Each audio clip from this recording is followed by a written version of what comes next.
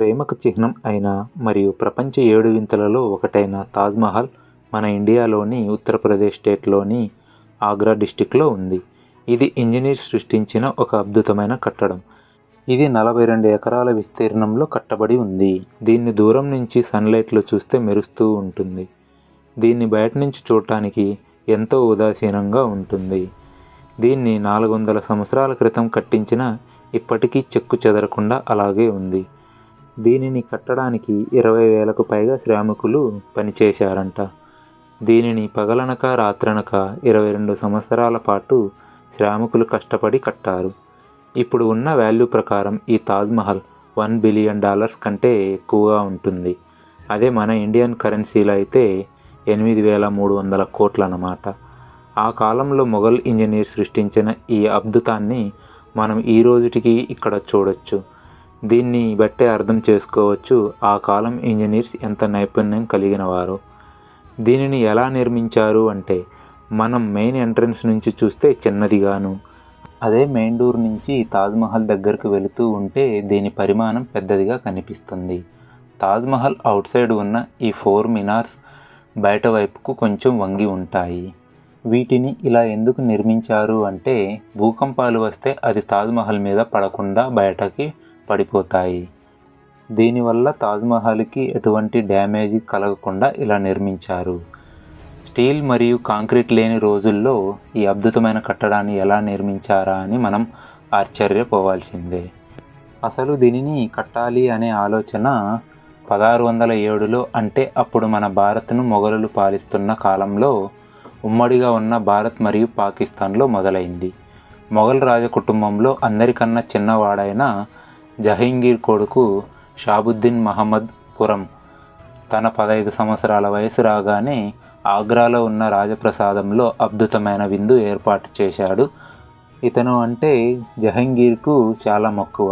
అందుకే every year కొడుకు పుట్టినరోజున వజ్ర వైడూర్యాలను బహుమతిగా ప్రజలకు ఇచ్చేవారు. అది కూడా తన కొడుకు ఎంత బరువు ఉంటే అంత బంగారం మరియు వజ్రాలను ప్రజలకు అందజేసేవారు. కానీ ఈ 15వ సంవత్సర జన్మదిన సందర్భంగా జహంగీర్ తన కొడుకుకి ఏదైనా విశిష్టమైనది ఇవ్వాలని అనుకున్నాడు. తనకు ఇష్టమైన కొడుకుకి తన స్నేహితుడు కూతుర్ని ముంతాజును ఇచ్చి పెళ్లి చేశాడు. వాళ్ళు ఇద్దరూ ఫస్ట్ చూపులోనే ఒకరి మీద ఒకరికి ఇష్టం ఏర్పడింది. అప్పుడు ఎవరికి తెలుసు వాళ్ళిద్దరి ప్రేమ శాశ్వతంగా నిలిచిపోతుందని. ఇలా 10 సంవత్సరాలు ఎన్నో యుద్ధాలు చేసి అన్నిటిలో విజయాలు సాధించాడు. ఈ విజయాలను చూసి జహంగీర్ పొంగిపోయి కొడుకుకి షాజహాన్ అనే బిరుదు ఇస్తాడు. షాజహాన్ అంటే ప్రపంచానికి రాజు అని అర్థం. షాజహాన్కి 6 భార్యలు. బట్ వారందరిలో ముంతాజ్నే ఎక్కువగా ఇష్టపడేవాడు. షాజహాన్ తన ఎక్కువ సమయాన్ని ముంతాజ్తోనే గడిపేవాడు. ఇలా 4 సంవత్సరాల తరువాత, అంటే 1621లో షాజహాన్ తండ్రి జహంగీర్ చనిపోతాడు. అప్పటికే షాజహాన్ తండ్రికి తగ్గ తనయుడుగా పేరు తెచ్చుకున్నాడు. తండ్రి చనిపోయిన 7 సంవత్సరాల తరువాత మహారాజుగా సింహాసనం ఎక్కాడు. షాజహాన్ భారత్, పాకిస్తాన్, ఆఫ్ఘనిస్తాన్ మరియు కొన్ని ప్రాంతాలను పరిపాలించేవాడు. నిర్ణయాలు అన్ని షాజహాన్ తీసుకునేవాడు. అలాగే ముంతాజ్ షాజహాన్ వెనక నుండి సలహాలు ఇచ్చేది. ఇలా 1 ఇయర్ గడిచింది. ఈ లోపలే శత్రువులు దాడి చేశారు. దాదాపు 2 ఇయర్స్ యుద్ధం జరుగుతుంది. దీనిలో షాజహాన్ పూర్తి విజయాన్ని సాధిస్తాడు. ఈ విజయాన్ని ఆస్వాదించేలోపే తనకు ఎంతో ఇష్టమైన ముంతాజ్ 14వ సంతానాన్ని జన్మిస్తూ ఉండగా అధిక రక్తస్రావంతో 17 జూన్ 1631లో మరణిస్తుంది. ఈ ప్రభావం షాజహాన్ మీద బాగా పడింది. షాజహాన్ 8 రోజుల పాటు ఆహారాన్ని తీసుకోలేదు. అలాగే 2 ఇయర్స్ అత్తరు కూడా వాడలేదట. ముంతాజ్ తను చనిపోయే ముందు తన భౌతిక కాయం ఒక అందమైన ప్రదేశంలో ఉంచాలని కోరింది. షాజహాన్ భార్య కోరిక తీర్చడానికి మిగిలిన సమయాన్ని, అలాగే తన దగ్గర ఉన్న ధనాన్ని వినియోగించాలని నిర్ణయించుకున్నాడు. ముంతాజ్ చనిపోయిన 1 ఇయర్ తరువాత, అంటే 1632లో తాజ్‌మహల్ నిర్మాణానికి పూనుకున్నాడు. షాజహాన్ 20,000కు పైగా శ్రామికులు మరియు శిల్పులను వివిధ రకాల నైపుణ్యం కలిగిన వారిచే ఈ నిర్మాణాన్ని చేపట్టాడు.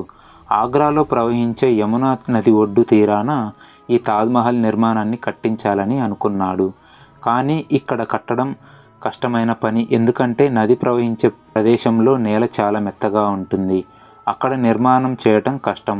పునాదులు తీస్తే నదిలో ఉన్న వాటర్ నిర్మాణానికి డ్యామేజ్ కలిగిస్తాయి. అయితే ఇంజనీర్స్ అక్కడ పెద్ద పెద్ద గుంతలు తవ్వించి ఈ సమస్య నుంచి బయటపడడానికి ఈ గుంతలను రాళ్లతో నింపేశారు.